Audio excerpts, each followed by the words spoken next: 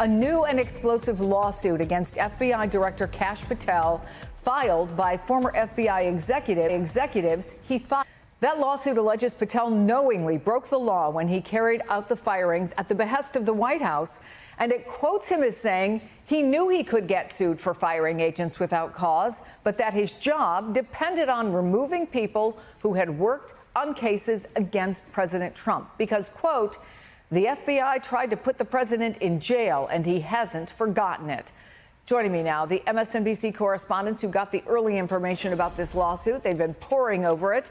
Justice and Intelligence correspondent Ken Dilanian and senior investigative correspondent Carol Leonnig. Breaking tonight. A lawsuit is shaking up Washington. Former FBI executives are accusing Trump's handpicked FBI director, Kash Patel, of illegally firing agents just to please the White House. Let's take a look at how MSNBC reported this bombshell. The most striking thing about this stunning lawsuit is that it recounts alleged behind-the-scenes conversations with some of the biggest players in the Trump Justice Department. We're talking about FBI Director Kash Patel, Deputy Director Dan Bongino, and then senior DOJ official Emil Bovee.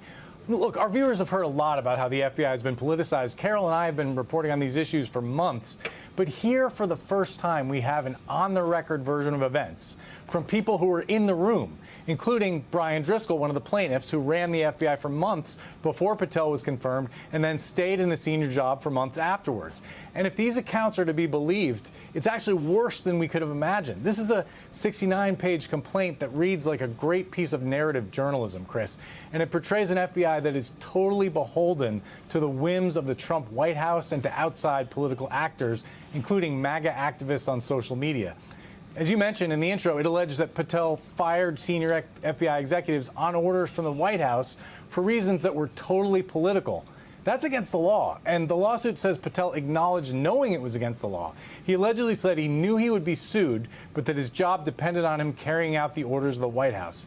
And what's really shocking to me is that many of these decisions seem to be driven by a small number of MAGA activists on social media who pressured Patel, Bongino, and the White House, often leveling false allegations against decorated FBI leaders. So what's this lawsuit really about? It claims Patel knew he was breaking the law, but fired agents anyway because Trump hadn't forgotten who investigated him. That's not just politics. It's retaliation at the highest level of law enforcement. MAGA activists falsely claimed, according to the lawsuit, that an FBI agent named Christopher Meyer, a military veteran, had participated in the Mar-a-Lago search. Meyer happened to be one of 4 pilots at the FBI, so he was actually flying Kash Patel around in an FBI jet. MAGA activists, of course, were outraged about this, so Driscoll was ordered to fire Meyer based on these false allegations. He resisted, according to this lawsuit, and told Patel it would be illegal, especially because Meyer is a military veteran with special protections. But Patel is quoted in the lawsuit as saying, "I can't save everyone." Driscoll was ultimately fired for refusing to terminate Meyer, and Meyer also was fired, Chris. Think about that. Firings not based on performance, not based on misconduct, but because MAGA influencers spread false claims online. That's how federal agents lost their careers. There was a moment in this episode that's recounted in the lawsuit where the acting Deputy Attorney General tells the acting FBI director, so Emil Bovee, tells Brian Driscoll, hey, look, I'm getting pressure from the White House. We need to fire people, a symmetrical amount of firing at the FBI as we've been having at the DOJ. This is in mid to late January. And he basically is just like, give me some names of people to fire. I want to target some people. And he starts asking for rosters of squads of agents who worked on the January 6th investigation. And here's where it gets even more disturbing.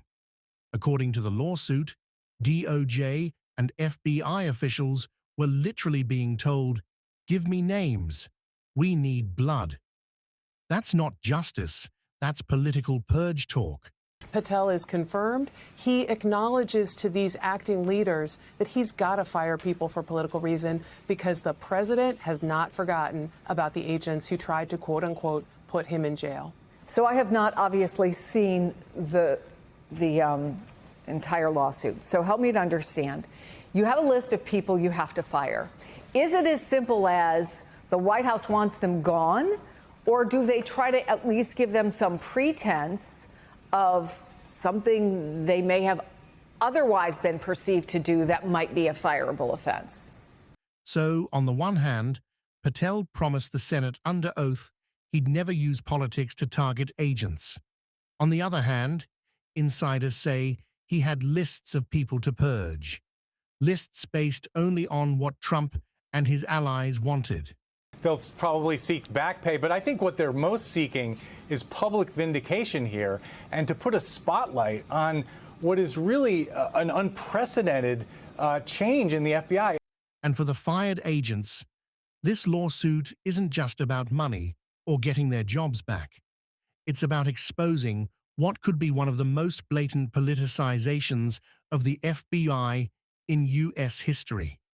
And when you talk about testifying under oath and saying, I will never let politics get in the way, there may be some questions that members of Congress have beyond the White House and the FBI. Ken Dilanian and Carol Leonnig, thank you both very much for your reporting and for Ken and Carol's full report. This lawsuit is going to drag on for years, but the evidence already paints a damning picture.